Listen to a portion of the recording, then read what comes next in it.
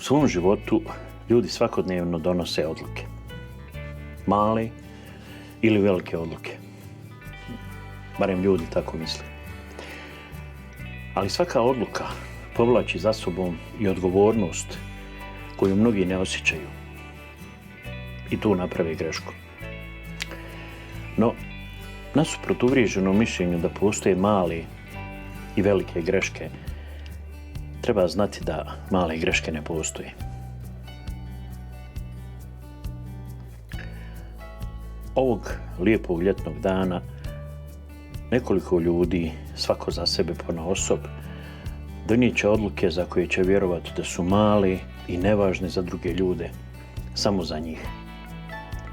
Ne sluteći da će upravo te odluke povezati tragični lanac događaja koji će uslijediti. 11. juli 1978. godine. Španija. Obala Sredozemnog mora. 11. juli 1978. godine bio je izuzetno topao i sunčan ljetni dan. More, plaža, kamp kućice, šatori. Los Alfaques bio je kamp uz samu obalu Sredozemnog mora. Tog dana kamp je bio veoma pun. Sve je izgledalo kao još jedan običan ljetni dan. Nitko od njih nije mogao znati da će se samo nekoliko metara od mjesta na kojem provode svoj odmor uskoro dogoditi apokalipsa koju mnogi neće preživjeti. Ali prije nego što horor počne, jedan kamion je već bio na putu.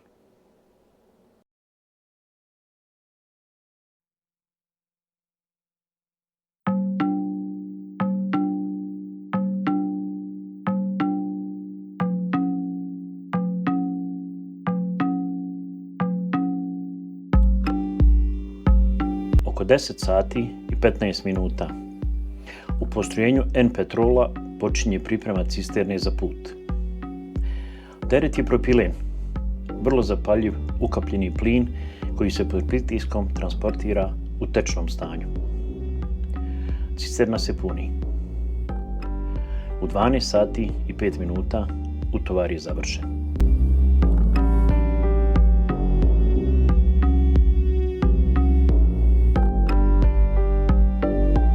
U cisterni se nalazi 23.470 kg propilena.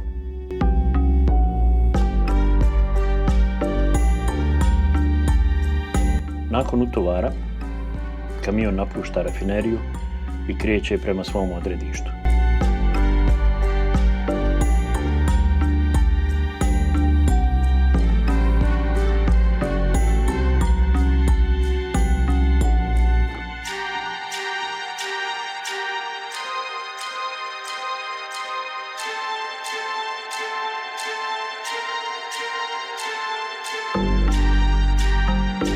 Sunčan je dan, kilometri prolaze, put vodi prema obali. Cisterna se sve više približava području Los Alfaquesa, a onda dolazi do promjene rute. Vozač kamiona odlučuje da neće ići dalje autoputom, nego će nastaviti lokalnim zavojitim putem N340.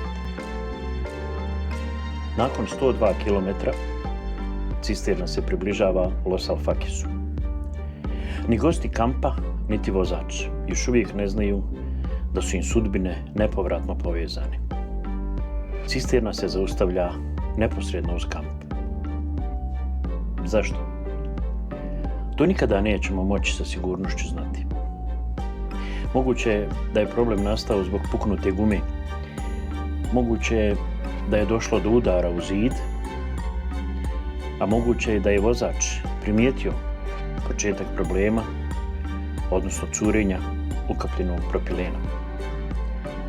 Ono što sigurno znamo je da je cisterna stala na veoma lošem mjestu, neposredno uz kamp.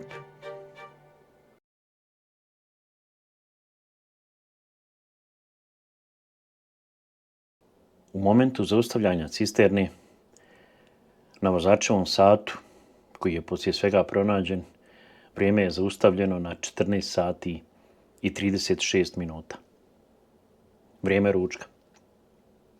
U tom trenutku počinje posljednja faza događaja koji će za nekoliko minuta promijeniti sve.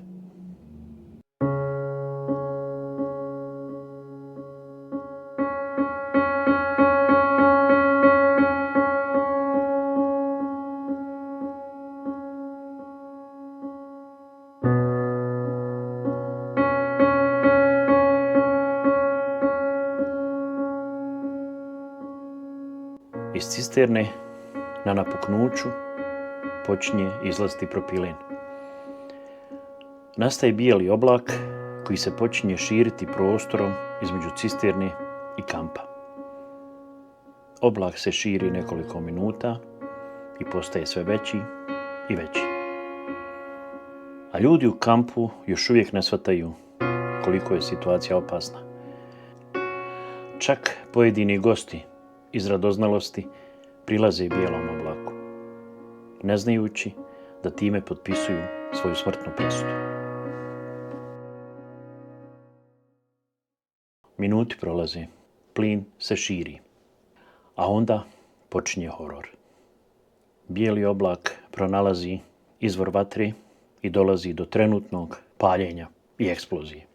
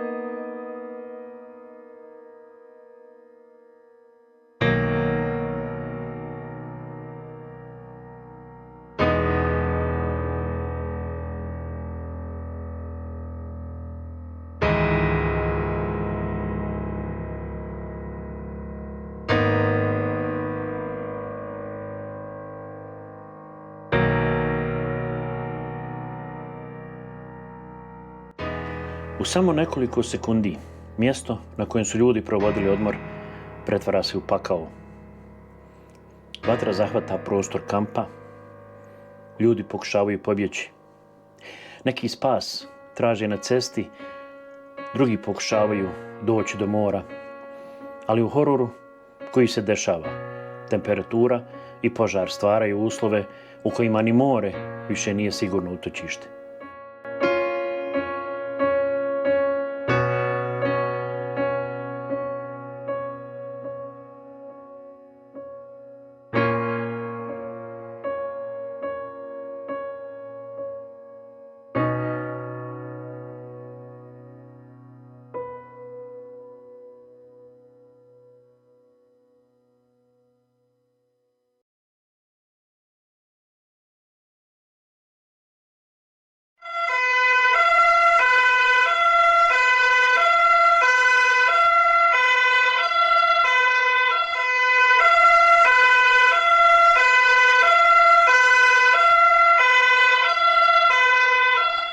Četrnaest i 45. Prva kola hitne pomoći iz obližnje fabrike stižu na lice mjesta. U 15:05 stižu općinske službe hitne pomoći, a oko 15:30 na lice mjesta dolaze i vatrogasci. Vatrogasci, policija, hitna pomoć i lokalno stanovništvo pokušavaju učiniti ono što je u tom trenutku moguće. A moguće je vrlo malo. Povrijeđeni se prevoze prema bolnicama. Mnogi od njih imaju teške opekotine i do 90% tijela. Za veliki broj povrijeđenih borba za život tek počinje.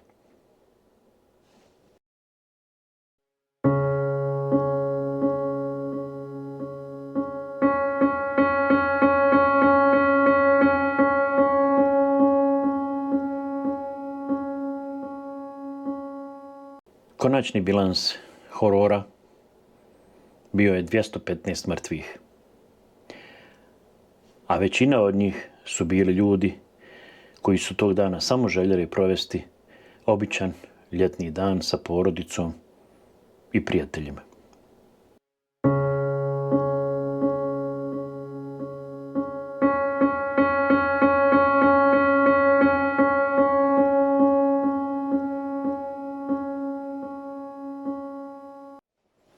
Ali kako je do ovoga uopšte moglo doći? Da bismo to razumjeli, moramo se vratiti na početak.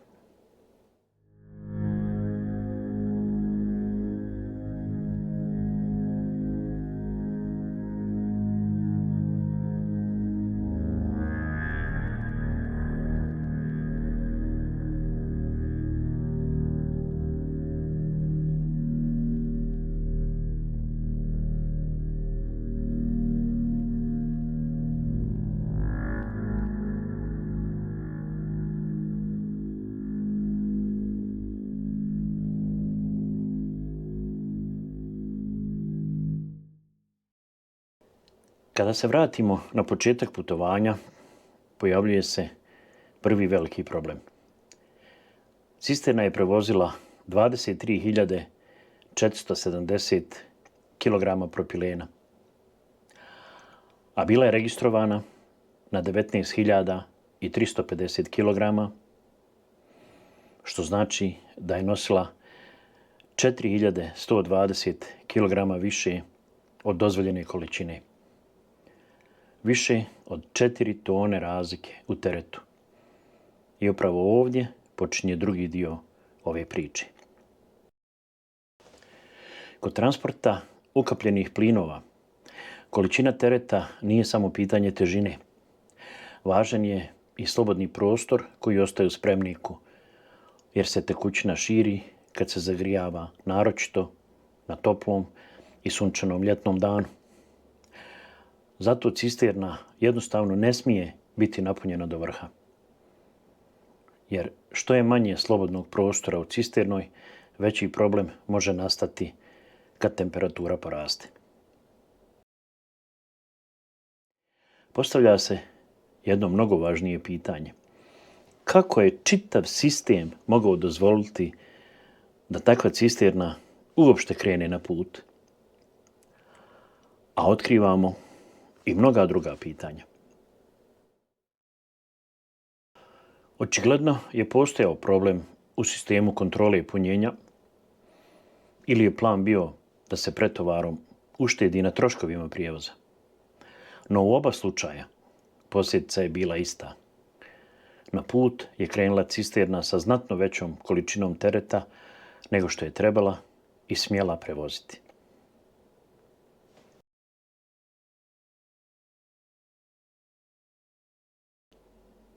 I ovo uopšte nije bio izolovan slučaj. Prema podacima iz istrage koja je uslijedila, 32 cisterne napustile su isto postrojenje na isti način preopterećene u mjesecima prije katastrofe.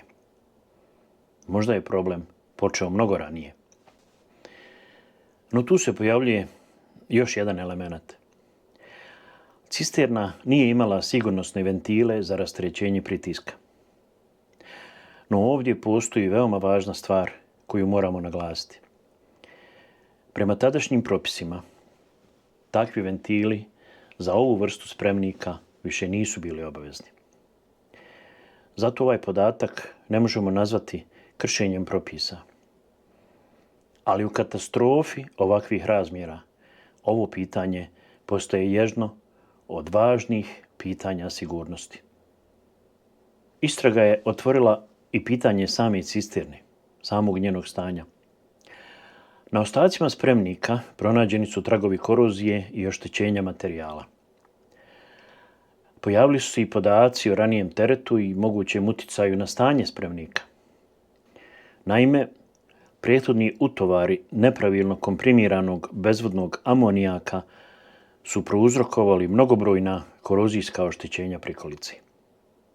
Postojao je i problem izbora rute. Prema svjedočenjima ljudi koji su kasnije govorili o tom danu, prije izlaska iz rafinerije došlo je do rasprave oko novca za cestarinu. Da li je upravo to utjecalo na izbor rute, nikad nije pouzdano dokazano. Ono što znamo jeste da je cisterna umjesto autoputom A7 završila na lokalnom putu N340. A ta cesta prolazila je neposredno pored Los Alfaquesa. A tu, kad već spominjemo kamp, dolazimo do još jednog elementa, još jedne odluke koju je neko donio. Službeni kapacitet kampa je bio oko 260 ljudi. No procjene za taj dan govore o višestruko većem broju ljudi, negdje između 800 do 1000 posjetilaca. Stotine ljudi koji nisu trebali da budu tu, nalazili su se na prostoru udaljenom samo nekoliko metara od cisterne.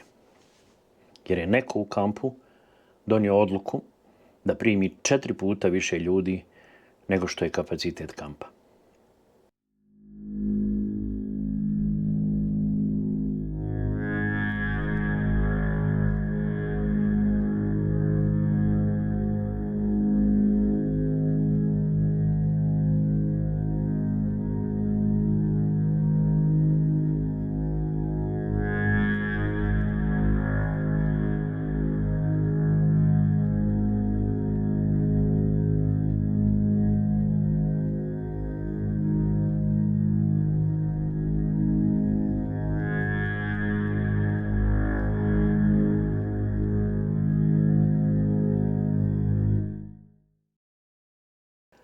Sada, kad sve ove činjenice stavimo jednu pored druge, slika postaje mnogo jasnija.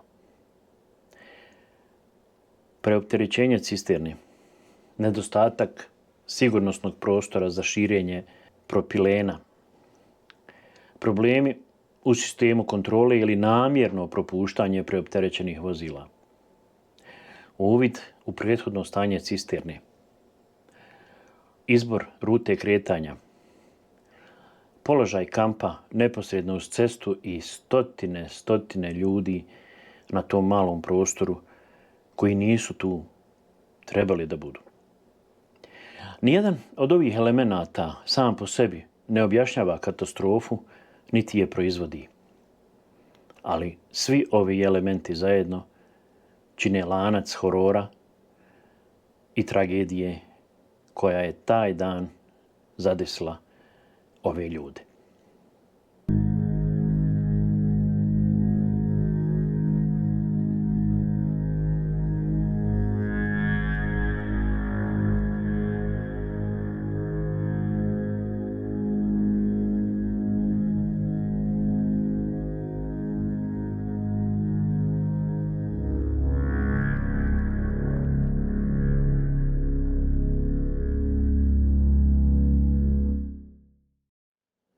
I upravo je to ono što ovu tragediju čini toliko strašnom. Nije postojao samo jedan veliki problem. Postojao je lanac malih, neodgovornih, pogrešnih odluka nekoliko ljudi. Posljedice tih odluka pokazuju da te odluke nisu bile male i da greške u donošenju tih odluka, koliko god izgledale male, nisu bile male. Danas kamp Los Alfaques izgleda mirno. More je isto, sunce izlazi i zalazi nad istom obalom. Ljudi ponovo dolaze na ovo mjesto provesti odmor i družiti se sa porodicom i prijateljima. Ali 11. juli 1978. godine nikada nije zaboravljen. Kada pogledamo sve što se dogodilo tog dana, lako je pomisliti sa strane da je katastrofu izazvala jedna velika greška. Ali ovakve katastrofe rijetko, skoro nikada ne nastaju radi jedne velike greške. Ponekad nastanu kad se više propusta nađe na istom mjestu u isto vrijeme. Kada ljudi donesu neke na izgled male odluke koje se tiču samo njih, da ne plate cestarinu, da uštede na pretovaru, da puste više ljudi u kamp jer je lijep i sunčan dan. Tek kasnije te male, sitne odluke se pokažu kao velike greške. A tog sunčanog i ljetnog julskog dana to je bilo sasvim dovoljno za apokalipsu.